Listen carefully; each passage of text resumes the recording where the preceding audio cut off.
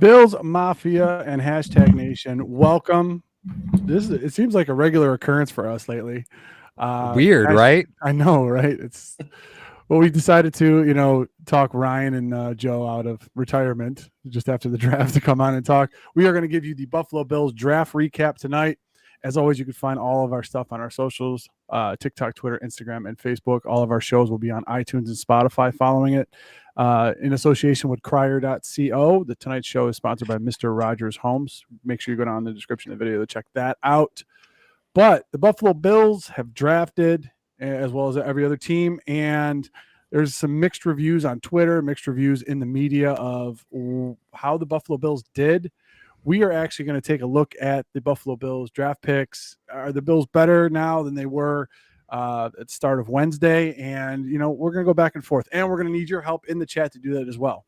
All super chats tonight will be going to the Williams Syndrome Foundation, this charity, 2023 charity for hashtag sports. So make sure you keep that in mind. Gentlemen, initial takes. We'll get right into it. Initial takes on the draft. I want to go Ryan, Joe, and then Paul. So I think they got better in areas they needed to get better. They went out and got some pass catchers, some help for Josh Allen. They went out and got a guard, pretty highly touted guard, which they needed to do. They got a swing guard tackle late in the draft that can be used for, depth, which obviously they need at the offensive line position to get younger as well.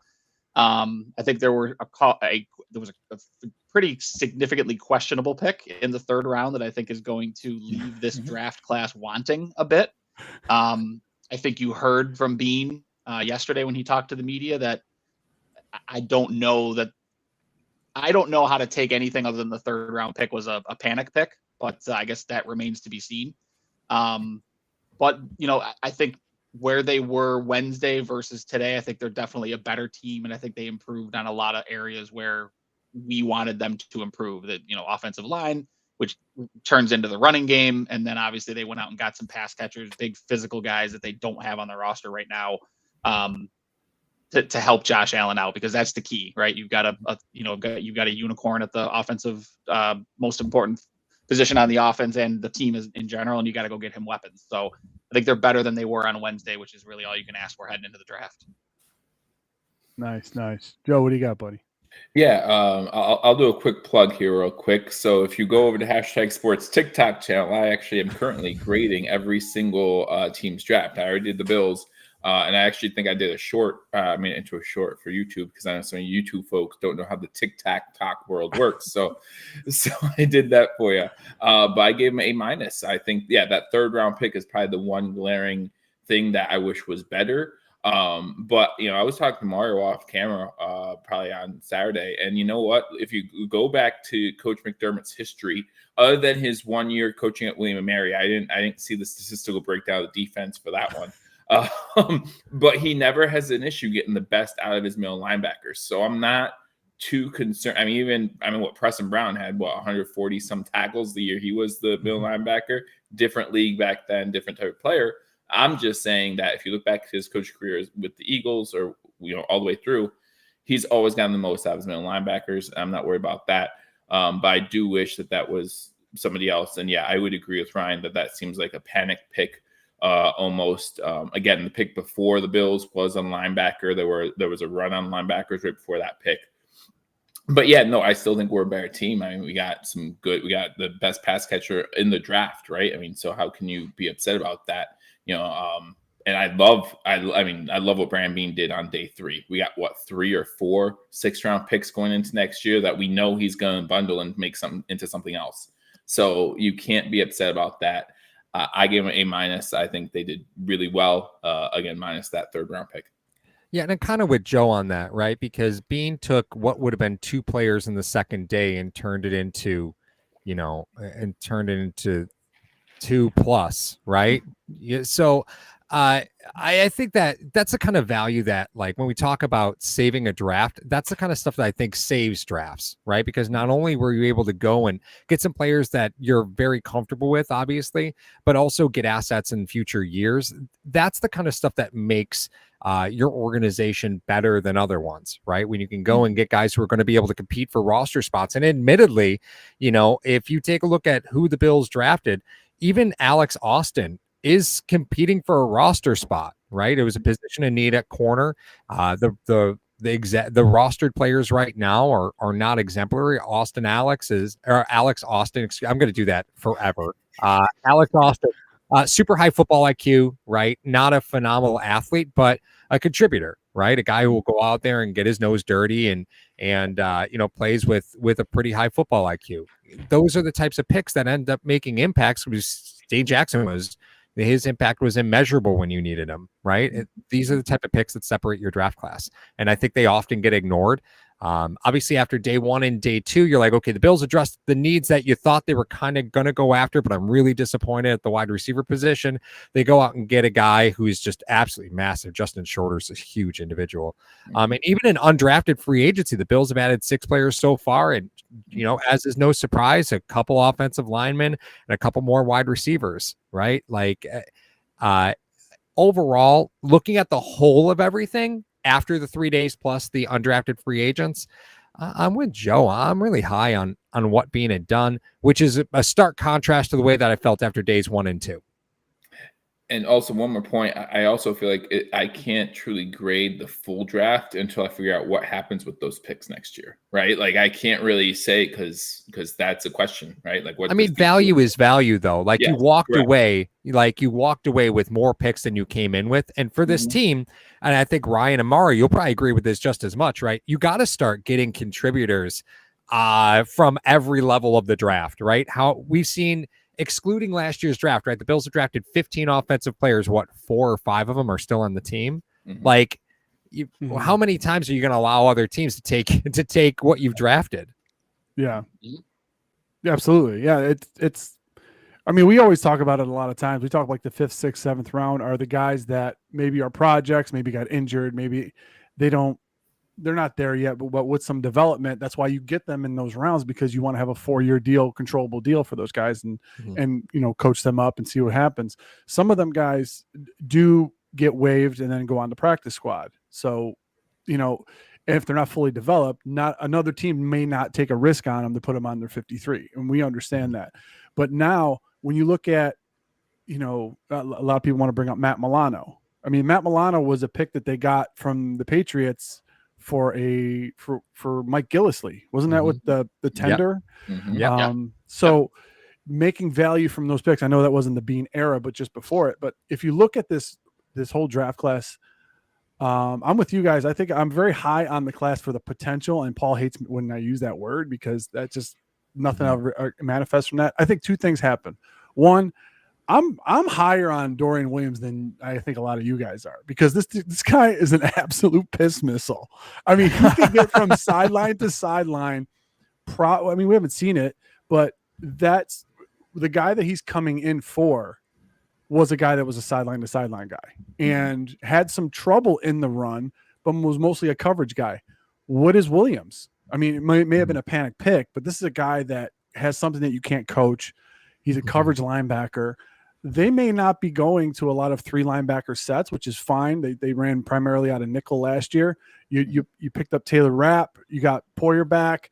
They might be going with a little bit more of a secondary look with McDermott taking over. This may signal a new type of defense that they're going to try to run in 2023. We don't know. We'll get to that in a later episode. But overall, when you look at the grand scope of what happened in the NFL in the draft for the Buffalo Bills, they addressed every position that you thought they needed to address, and they got 2 extra picks for next year. I mean, that's something that wasn't a 6th rounder included in the Diggs deal, Paul, if I'm not mistaken. Was it a 6th rounder or was it a 5th rounder, something like that? Yeah, it was one of those 3rd day picks. I don't remember if it was a 5th or a 6th. Yeah, because we're in a. I mean, I don't know if you guys will agree with this. I'll start with you, Ryan. But do you think the Buffalo Bills are in transition because they're now paying their quarterback? Before they can go on free. Oh, if we miss on a guy in the draft, we can go get a guy in free agency. We still got a quarterback on a rookie deal. Now you're sitting there and you're going, okay, these picks have to hit now. We're not messing around. These guys have to play. It's not, they can't learn behind a veteran that we got on free agency. They have to play now. Yeah. I mean, that happens, with every team that goes out and signs, their quarterback, right? That's why the window tends to be before that long-term deal kicks in for these quarterbacks. And, you've got to hit on. You've got to start hitting on these value veterans that come in at the vet minimums. You got to start hitting on these draft picks that come later in the draft. You know, it all becomes the margin of error becomes so small after you sign your quarterback. You know, and it continues to be, as it will for the next couple of years. The Allen deal becomes better and better, right? As these other quarterbacks sign, you start to see these numbers like 50 some million per year for Jalen Hurts and with Lamar Jackson. So yeah, I mean, it shrinks, and then you've got other guys that you have to sign too. So that's the problem. Then kind of compounds on itself when you've got guys that you do hit on that you then have to figure out, am I going to sign them? Right? Tremaine Edmonds is a prime example of that. He was a casualty of just not having the space where you could invest in the middle linebacker position. Ed Oliver is another one where he's probably going to be a casualty of the cap, and you just can't pay him. If Allen were still on his rookie deal, sure, maybe you franchise tag Ed Oliver for one more year to get the mileage out of him before you cut him loose. Maybe you do sign Edmonds as some type of a front-loaded deal that keeps him in Buffalo for another 4 years. But the harsh reality is when push comes to shove, if you have a quarterback that is a game changer, you're going to pay him, and everyone else is going to have to work around that. You've got guys like Jordan Poyer who are going to be willing to work around it because he goes out and sees the market and he's like, well, I might as well go play for Buffalo for the same amount of money because they can win. And you're going to get other guys that are like Ed Oliver that want their bag, and they're going to go play somewhere where they can get their bag. And whether they're going to win or not, Tremaine Edmonds is going to go play for Chicago. I mean, the Bears aren't going to be any good, but that was what was important to Tremaine Edmonds. So that's what you get when you have a quarterback that's signed for $40 million a year. Yeah. And I think just to not to speak ill of Ed Oliver there, right? But the comparison between Ed Oliver and Jordan Poyer, very different positions in their career, right? You know, like Oliver's walking into his first free agency period, which a lot of players are really excited to get to. And then Jordan Poyer's returning from free agency and making the decision to stay towards the end of his career. You know, and, as far as looking at this roster across the board, you know, when you look at where the Bills needed to improve, do we think they improved enough in the areas where you needed them to? Because again, you looked at the defensive line, you're like, okay, well, defensive tackle's a problem next year. Not a problem right now, but a problem next year. Yeah. So Joe, looking at all of that, did the Bills get to that need, right? Because you knew you had a need at linebacker. You knew you had a need at defensive tackle, but the need at linebacker was probably more pressing than the need at defensive tackle. Yeah, but I mean, we say it's not a problem this year until injuries start to happen, right? Like, I mean, yeah, I don't know. That's fair. I feel like other than our regular shift in there, like we the cupboards, as you like to say, the cupboards are bare, like after a couple of players. But you can say about any position too, right? For any team, injuries happen, and when they happen, you have to kind of scramble. No, I mean, we obviously didn't address defensive tackle well enough in the draft, but the draft, the way the Bills were coming into this draft, we didn't have a full complement of picks. We traded our fourth to move up to pass Dallas, so we lose a pick there. So we didn't have the enough bullets in the chambers to pull the trigger on every single position. So and that's another reason why I like this draft too, though, is because not only do we get positions that we kind of needed, they were also the best players at the board for the majority of the picks we had. So did we get a defensive tackle? Did we? And then I talked about this, I think it was day 2, how we talked about how I don't think the run defense is going to be much better than it was last year. But again, where was I looking and saying, man, I wish we could have got a defensive tackle there. There just wasn't anyone to be had in those positions. So did we go through with that? No, but am I happy that we didn't because we got the best player available? Yeah, probably. Yeah, I totally agree, right? Like, I think as Bills fans, we get kind of accustomed to the come from behind story, like Justin Zimmer. Everyone's like, oh my God, Joe, we love Justin Zimmer. And I was like, guys, it's just kind of like an average defensive tackle, And then you look at the Bills undrafted free agents, and then you see that they signed DJ Dale, the DT from Alabama. And the very first thing that you read about him is, well, he's kind of undersized. You're like, there it is. Right? Yep, there it is. Yep. There's the asterisk. He's gonna turn heads in camp, but that does give them 9. And probably being on, I mean, even though he is undersized, being on Alabama, I mean, there's some horses in front of you. I mean, I would take any kind of backups from Georgia at this point. You know, back-to-back national titles. The Eagles already took them. Don't know. I don't know if you guys saw it because Joe mentioned it. I think we're going to mention it a lot on here about the Bills passing up Dallas to get Kincaid because it's just so funny. Yep. Did you happen to see somebody did the scene from Batman where the Joker walks into the mob meeting and he's talking to Gamble? And Gamble goes, it says Gamble, but it says Jerry Jones on it. He goes, you think you just steal from us and walk away? And then it says Brandon Bean is the Joker. He goes, yeah. It's hysterical. Oh my God, I was dying.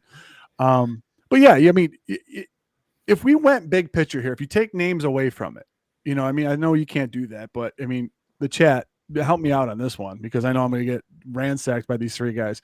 If you take the names off of the board and you say, okay, Buffalo Bills are going to, on Wednesday, Bills are going to go into the draft. They're going to get a 6'4" wideout that can jump out of the stadium. They're going to address the offensive line with a awesome guard. They're going to have one of the best pass catchers taken in the first round. They're going to obviously pick up a corner in the 7th round because that's what they do, according to Paul. They always do that. Every year, man. No lies detected, right? Yeah. And then they also picked up a linebacker to try to, I don't know, I think it's too early to say fill in for Tremaine Edmonds, but they got a linebacker that runs under a 4.5. Remove the names and you say all of that stuff. And you say, oh, by the way, Bean picked up 2 extra picks for 2024. Removing the names from those, I know it's tough to do. If you say that to any Bills fan on Wednesday, they're like, yeah.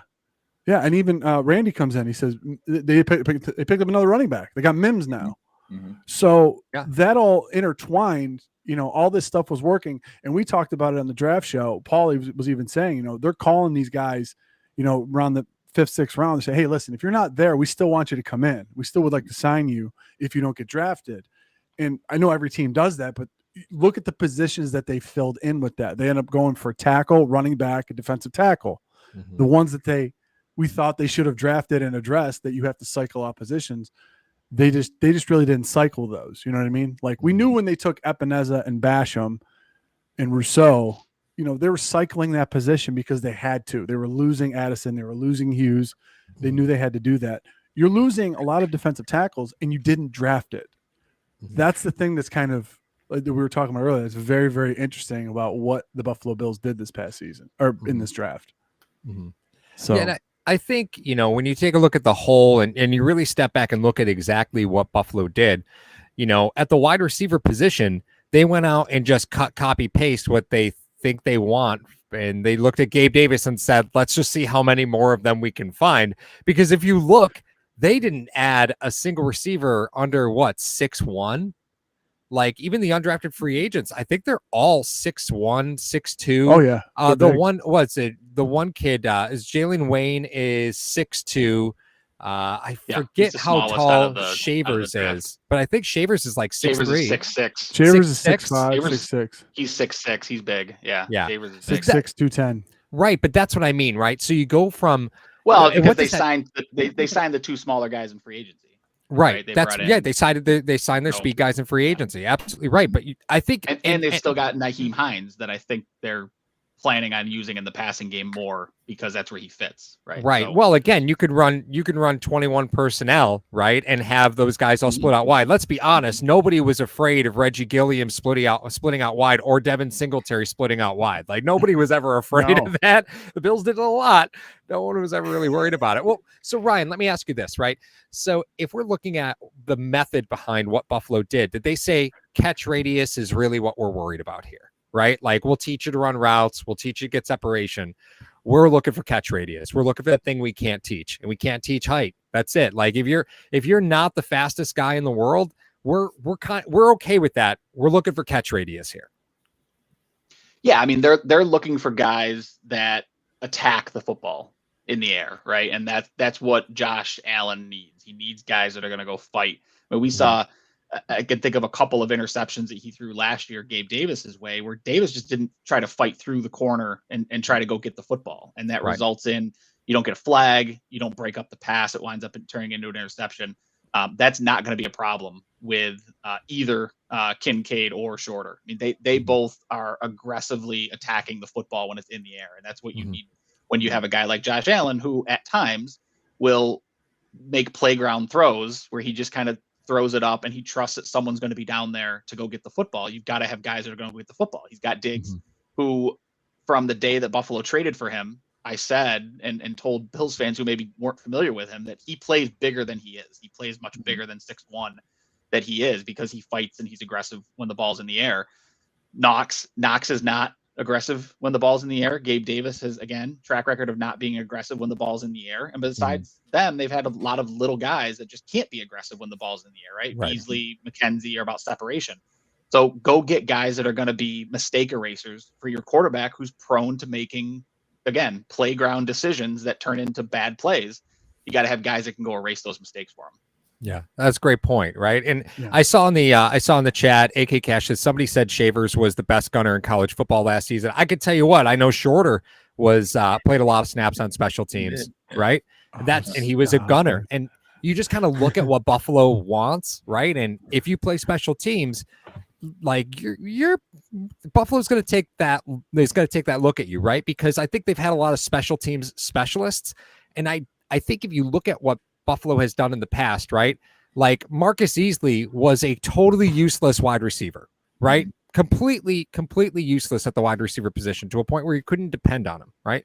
You don't have the ability to dedicate roster spots to players like that anymore, right? As you start looking at that, you've got to have you've got to have guys that can play offense who can also play special teams, right? You can't have special teams guys that might play offense, right? You've had it for too long. Andre Roberts, Marquez Stevenson, Tywan Jones, the list goes on and on. These guys that Tyler Matakevich, they don't contribute in any way on the important facets of the game, but they play special teams. And it's like, how long can you have these guys that take up roster spots for special teams? So go get, Shorter. He's a wide receiver who also happens to be a really good gunner. Like, that's awesome. That's the versatility you want. You don't want a gunner who can come in if you're down to your sixth wide receiver and run a go route, right? Like that's not what you want. You don't want guys that do that. You want versatility the other direction. And I think that's a dichotomy shift that they've shown this offseason, that they're going to go get guys who, started with Cook when they drafted him last year, guys that are elite talents at the position that can also contribute in special teams, which is the lesser of the third areas. As much as they like to believe all three areas are equal, they're not, right? Special teams is the least of the three. So they need guys that can contribute on the primary areas and then also jump in when it comes to special teams. So I want to ask Joe and Mario this question. Joe, we'll start with you, right? Steve Rose asks a great question as I cover up your face in the chat. It says, would you rather have players that separate than win contested or win contested catches? Josh eats the most with separators, right? So, and I think that's one thing that when you look at what Buffalo has done at the wide receiver position, there's really no player that's great at shaking loose that's not named Stephon Diggs, right? Like Diggs is really the true separator amongst the group. The rest of the guys, if you go up and down and look at scouting reports and watch film, that's what you see. You see a bunch of guys that don't get phenomenal separation, right? I think you saw that a lot with Gabe this year. That was sort of the knock. That's why he was drafted where he was drafted. He's not the loosest of receivers in his routes, right? He's tight. He's quite tight, right, through his routes. So is that just is the model going to be as effective as they're hoping, right? Because maybe one of the reasons we saw undersized receivers was because those are the guys that can typically create some yardage to catch the football, whereas these players that they're bringing in now, it's not the profile they're going with. Do you think this is going to cause a problem for Josh?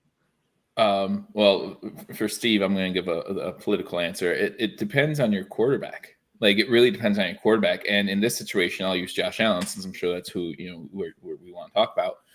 I feel like Josh Allen throughout his whole career has had trouble throwing receivers open. Like, I just feel like that's an issue for Josh Allen. I feel like he doesn't do a great job with that. And so for Josh Allen, I think these big guys who can just go up and get it are what we need in Buffalo. We don't need these guys. I mean, we see McKenzie Cole Beasley, all these guys come in and they get open. They create easy receptions, but there's not too many times where you see them just burn upfield because, again, I don't think Josh Allen always does a great job throwing people open. So for Josh Allen, I would say it's more important for us to get the guys who can win contested balls. Because as Ryan said, there's going to come times where Josh feels like playing playground ball, and we've seen Josh do that, and sometimes it works out phenomenally well, and sometimes we're like, oh, geez. Yeah. Mm-hmm. So. Yeah, I would like to have those guys that win contested catches because I think Bruce Arians said to Peyton Manning when he was a rookie one time when he didn't throw a ball in practice, he said, "Why didn't you throw it?" He goes, "Well, he wasn't open." And then Arians goes, "Oh, by the way, that's open in the NFL." Yeah. Mm-hmm. So, like Paul said, Diggs is really your only guy, with the exception of Beasley when you had him, that could actually. Beasley would mostly find soft zones though. Diggs is a guy that could separate from a guy and then make a run after a catch and make it very like turn a 10-yard play into a 40-yard play. Mm-hmm. The other ones, you're going to have contested catches. And you, like you said, you named Davis, you named Knox. Those guys don't, as we've seen in the past, they're willing to let the ball come to them and then catch it and then do what they have to do. These other guys, like the ball's mine.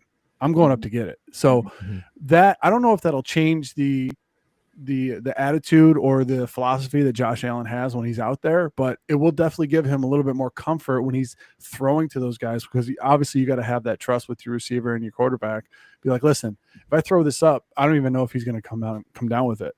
Mm-hmm. But if I throw it up to Shorter, if I throw it up to Kincaid, I could put it anywhere I need to, and he's going to go get it, or it's incomplete. Mm-hmm. So I would much rather have that. But I like the change in philosophy, even with the undrafted free agents that they're bringing in. These guys are huge. Catch radius is and John Allen's not inaccurate. I mean, we were going into this conversation like Allen's like, oh man, he's gonna be putting the ball everywhere. Like he needs these guys that can go get it. He's not inaccurate, but having that as having it to fall back on, where you have these guys that are animals when the ball's in the air, is something that brings comfort to a quarterback. Mm-hmm. So, you're willing to throw those balls. I mean, Mario, as a quarterback, right?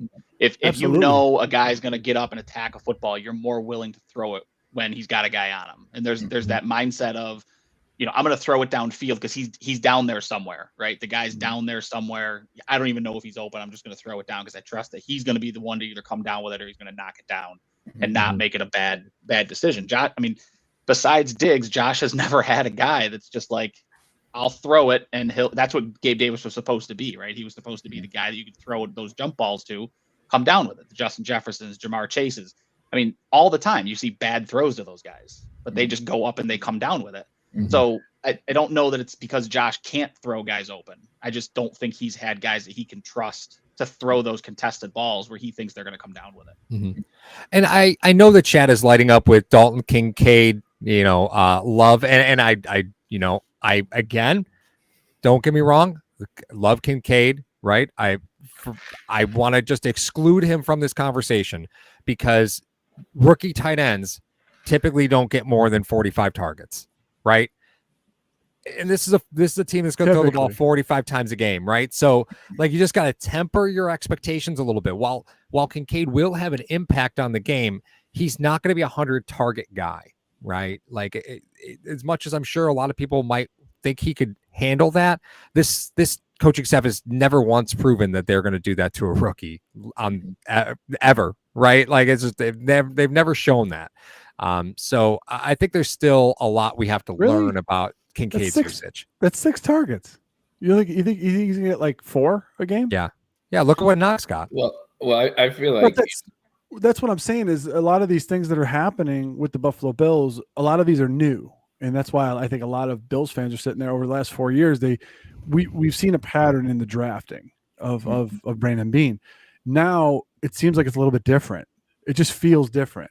And so if it does feel different in what's going on, maybe it will switch the philosophy of what they're going to try to do. Maybe you're a first rounder, you play. This is the first.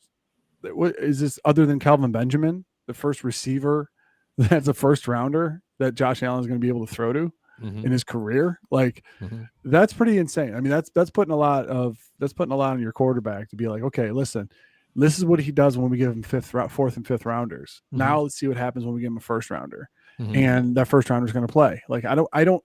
it's weird because you don't know, because Knox is obviously Allen's boy, but how are they going to split that timeshare up? How are they going to do that? I'm so interested to see, especially in camp around July, how that's going to shape out for them. Mm-hmm. Yeah, and that's kind of what I was going to say going on. Like, I feel like Kincaid's playing time won't be there a lot in the early games to get 6 targets, right? It's not going to be till week 10, week 11 where we're going to see Kincaid on the field a good bit of time where he can get those 6 targets a game. So that's going to factor in things, because you do have Dawson Knox. It's not like you don't have a reliable tight end, or somewhat reliable tight end, who Josh Allen has a comfort with. Those handshakes should be fun, though. It'll be interesting to see, right? Because I mean, to Mario's point, like, they haven't used a first round pick on a skill position to date. So how are they going to throw him in? I mean, if you use a first round pick on somebody, the expectation is that they're not going to start contributing week 10, week 11, right? Mm-hmm. If they're a first round pick, the expectation is that they step onto the field as a starter, and especially when they're at a need position like tight end. I mean, we can say all we want about Dawson Knox. He creates a need at the tight end position, right? He's just not elite like you need to run an offense like they want to run. Right. If Kincaid it even shows glimpses in training camp, I think he has to be your day one starter if you're Buffalo, because if he can do the things that Knox can't, Cole Beasley could, those guys, right? They could just find spots in the zone. You don't need him to be anything more than that for Josh Allen. That's what you drafted him to be, was that zone beater, the guy that would post up, the Travis Kelce type of guy, where you don't need a whole hell of a lot of finesse. You just need instinct, find the soft spot in the zone, sit down, and Josh is going to find you. I fully expect Kincaid to be a day one contributor for this football team. If not, like, what the hell are we doing here? With your first round picks. Yeah, I think from a snap count perspective, I think it's going to be a lot lighter than what Bills fans really think, right? Because this team is very aware of rookie burnout. Now that you're in a 17-week season or 17-game season, like, the rookie burnout is real. These kids go from their off-season college program through their entire college season to train for the combine, to do the combine, to now you still have all your off-season workouts. You got to do your 30 visits, right? Like, you got all this other stuff going on, your private workouts. Right. Then draft day happens. Then you get like 3 weeks off, and then you're at the facility for multiple sessions. Like, your body doesn't stop, right? And I understand that these are kids, and they've got that young and willing spirit, but the reality is by week 6, their bodies are just about ready to say it's time to stop. Right. And Buffalo's very, very, very, very, very aware of that. And they've always managed that rookie impact, whether it was a first round pick or not. They did it with Rousseau. Every first round player that they've ever drafted, they've taken their time with, except for Josh Allen. Like, even Tremaine wasn't playing 100% of snaps his rookie season. Right. Like, you still take your time there. But with Kincaid's profile, though, he's not a blocker. Right. So if you're, if he gets 30 snaps, he's going to run 30 routes. Yeah. And if he runs 30 routes, he's going to get 4, 5, 6 balls thrown his way. And he's probably going to catch 4 or 5 of them. So, you talk about 5 catches, a game for 17 games, and suddenly you're 85 pushing 90 catches. And I don't think he's going to catch 100 balls this year by any means. But that's what you should expect, I think. Don't expect to see him on every offensive possession, but definitely expect to see him run a ton of routes and probably get, 4 or 5 targets a game. And if they're the balls that the routes he tends to run, they're probably going to be, that many in catches. He's probably not going to drop too many balls. So now that we're kind of through the roster building part of this conversation, right? We've talked a bunch about the roster build. Out of the players that you see drafted, Buffalo has had a very, very poor habit of holding on to their offensive players, right? Because they play the game of, well, we drafted them, but now we have to waive them to get them onto the practice squad. And that's where they disappear, right? Like, we've seen multiple players disappear through that process. However you want to, I'm sure we could all resurrect names that we're all mad about. But the fact is, we've lost players through that process. And Buffalo is a targeted team for that, right? Normally, your winning teams, other organizations will target. The players that were drafted, do you think these are players that will make it to your practice squad? Because Buffalo has lost players through the waiver process, specifically the last 2 seasons after the once you have to do those roster cuts. Now, mind you, big rule change here. There are no phased cuts anymore, right? So your rosters are at 90 and then they're at 53. That's it. There's no get down to 85, get down. Nope, that's all gone. It's one big roster cut after the final preseason game. Now, teams can cut players prior to that, but they're required to get down to their 53-man roster post their final preseason game. So does that help the Bills? Does that hurt the Bills? Or do you think any of these players that were drafted late are you're going to struggle to retain if you were to waive them to try and get them onto your practice squad? So the three we're really talking about here is Shorter, Broker, and Austin, correct? Right. Okay, the 2 7th rounders in the 5th round. I don't think because of the need and because of the position, because of how I think he'll perform, I think Shorter makes the team. So I don't think he's going to be going to your. I don't think he's going to be going there. So then that brings you down to Broker and Austin.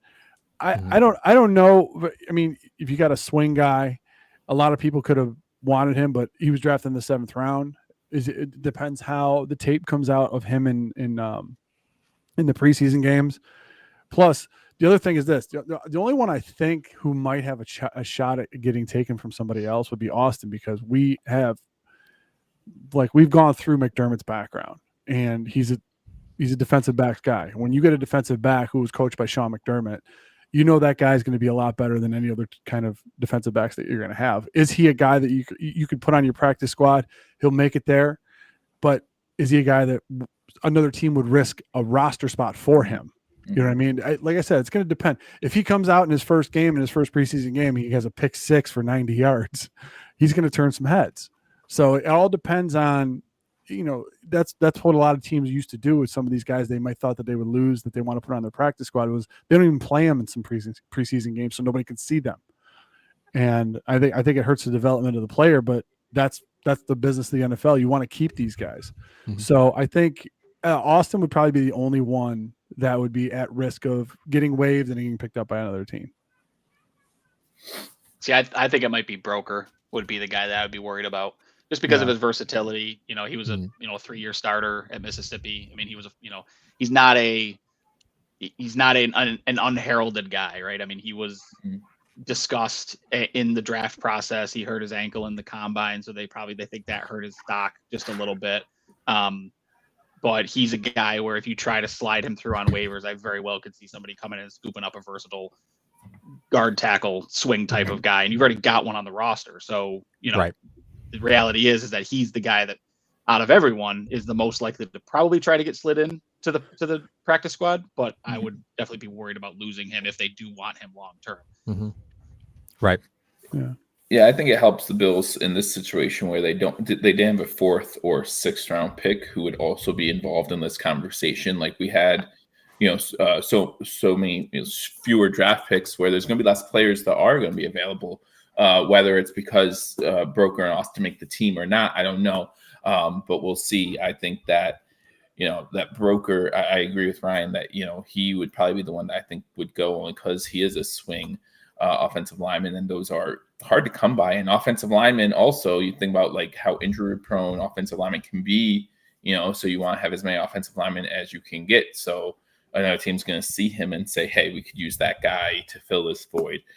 But again, who knows, maybe there's a shortage of defensive backs who get injured during preseason. Like we don't know, right? Because the cut, not only, like you said, Paul, the cut is, everybody, but now it's instead of it being early on, it's right before the season starts, right? Like it's the last preseason game, boom, you're cutting down. So it really depends also on who got hurt in preseason, what do teams need, that kind of thing. And that's the truth about the Bills too.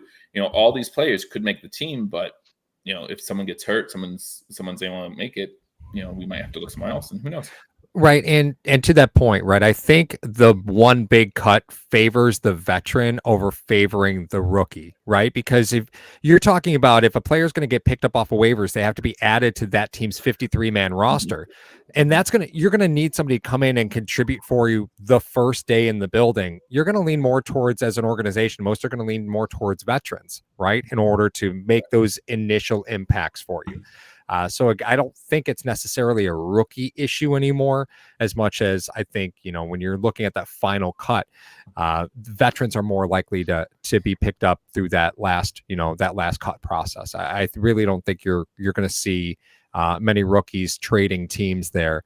Just simply because you got to get added to the 53-man roster, and the entire league's going to cut half of their rostered players at once. It's going to be just an absolute wave.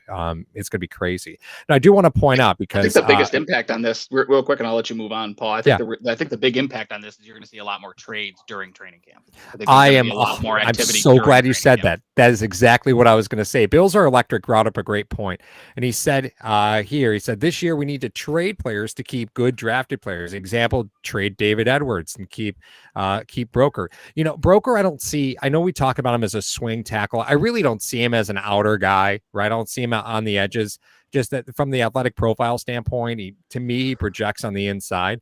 And he did play center at the Senior Bowl. He did practice at center at the Senior Bowl. So I think he understood that versatility was going to be a difference maker for him from being drafted versus undrafted, right?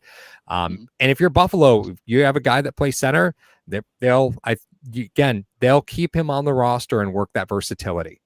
Because Mitch Morse, he's not going to be able to practice every day. Like, in his entire Bills career, he's never practiced every single day.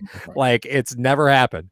And that's where you could take a guy like Broker and throw him in and give him his lumps. But I don't really see him as a swing tackle, right? I think if you're looking at the roster between Broker and somebody like Quisenberry, I think David Edwards is on the outside. I agree. I think that's a great call out. That's a trade that you probably make. You probably trade David Edwards if possible, and then you're knife fighting between Broker and Quisenberry, right? Quisenberry obviously played tackle. I don't think Broker's going to be that swing player for you, but could play on those inner third, right, in those inner three positions. We got to wrap up from a time. Oh, I'm sorry, Mark. Go ahead. Just really quick before you wrap it up. The IR. AK Cash came in. What is there a maximum number of players you can put on there? Was there a rule change that there's a maximum number of players now? Because I remember Belichick used to stash like 27 guys on there just so they didn't get cut, and then they didn't go to other teams. Well, remember, they have to make your 53-man roster in order to they have to be on the 53-man roster in order to return. Right. Yeah. Yeah. So there's no max. There's no max on how many you can put on. Right, but it does impact your salary cap, right? So, of course, it does impact your salary cap. So there's a financial issue with multiple players on IR, right? Yeah. But so that's where you get those guys that get cut, and it's like the stay in the parking lot situation. Yeah, right. Waived with the injury settlement, or like they did that with, or just the guys that they cut, and they say, hey, we're gonna cut you, but we're gonna keep so and so just to get them on the IR, and then we're gonna sign you. We did that. Yeah, we did that with our long snapper last year. Yeah, we did that with poor Sam Martin, right? I think it was. Yeah. Oh, was it Martin? Okay, I thought it was. It was Reed a couple years ago. Reed's on long-term deals now, long snapper, so he's not getting. Are you kidding me? Reed signed a 4-year contract extension and got cut 2 months later. I know, poor Reed. He's nothing if not a good soldier. Oh, Reed's such a good dude. I love Reed so much. Well, Mario, I think it's time to wrap up, don't you think? Yes, ladies and gentlemen. Thank you for joining us for our for the Hashtag Sports draft recap for the Buffalo Bills. Hopefully, we gave you you guys some things to think about going into the off season. We got to go film some episodes for you guys for this week, so make sure you check out our TikTok, Twitter, Instagram, and Facebook. Tonight's show is sponsored by Mr. Rogers Homes in association with Crier.co. All the super chats tonight will be going to the Williams Syndrome Foundation, so thank you for that as well. For Ryan, Joe, and Paul, I am Mario. We're Hashtag Sports. We're out. Hello, fellow Bills fans. Sean Rogers, realtor and lead of the Mr. Rogers Homes team. Did you know that real estate is one of the best ways to build wealth, and right now is one of the best times to own an investment property in Arizona? Please reach out to me. I'd be more than happy to answer any of your questions so we can take the next step to your financial freedom here in the Valley of the Sun, utilizing real estate. As always, God bless America and go Buffalo!